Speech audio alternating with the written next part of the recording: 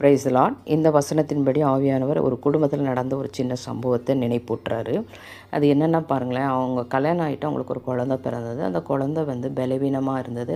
அந்த ஒரு கட்டி இருந்தது. அந்த கட்டியை ஆப்ரேஷன் பண்ணணும்னு டாக்டர் சொல்லிட்டாங்க. அப்போ அந்த அந்த மகளுக்கு எவ்வளோ ஒருத்தவங்க புத்திமதி சொன்னாங்க. ஒரு ஆவிக்குரிய ஒரு சகோதரி அவங்களுக்கு புத்திமதி சொன்னாங்க. நீ ஆண்டவரை இப்போ விடாத, கெட்டியாக பிடிச்சிக்கோ, அந்த குழந்தைக்கு ஆண்டவர் சுகம் கொடுப்பாரு, நீ விட்டுறாத, தூரம் போயிடாத, ஆண்டவர் உன்னை விரும்புகிறாரு அப்படின்னு எவ்வளோ புத்திமதி சொன்னாங்க. அப்போ அவங்க அதை ஏற்றுக்கொள்ளவில்லை.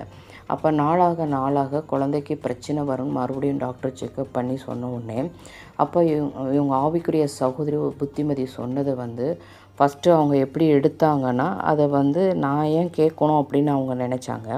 ஆனால் பின்னாடி ஆவியானவர் அவங்களுக்கு உணர்த்தி அவங்க ஒரு பொருத்தனை பண்ணிக்கிட்டாங்களாம். என்னென்னா, நான் இனிமேல் டிவி சீரியல் எதுவுமே நான் பார்க்க மாட்டேன், எனக்கு குழந்தைய நீங்கள் சுகப்படுத்தி கொடுங்கன்னு அப்புறம் அந்த புத்திமதியை ஏற்றுக்கொண்டு அவங்க டாக்டர்கிட்ட போனாங்க. அது நார்மலாக அந்த கட்டி நார்மல் தான் அப்படின்னு சொல்லி ஆப்ரேஷன் பண்ணி இன்றைக்கி அந்த குழந்தை சுகபலத்தோடு இருக்குது. பாருங்களேன், புத்திமதிகளை தள்ளுகிறவன் தரித்திரத்தையும் லட்சியம் அடைவானாம்.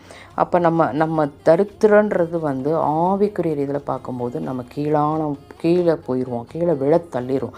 ஆனால் அந்த கடிந்து கொள்ளுதலை நம்ம கவனித்து நடந்தால் கண்டிப்பாக இன்றைக்கு அவங்க குழந்தைய சுதந்திரித்தது போல் நம்முடைய வாழ்க்கையில் எவ்வளோ பிரச்சனைகள் இருக்கலாம்.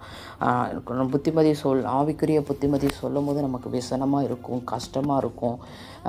ஆனால் ஆண்டவர் சொல்கிறாரு, அதை ஏற்றுக்கொண்டால் நீ கனம் அடைவான்னு சொல்கிறாரு. அப்போ நம்ம எதிலெல்லாம் ஏற்றுக்கொள்ளாமல் இருக்கிறோன்னு தான் நாம் செக் பண்ணணும். அதுதான் இன்றைக்கி ஆண்டவர் நினைப்பூட்டினார். கர்த்தர் நாமம் மகிமைப்படுவதாக. ஆமேன்.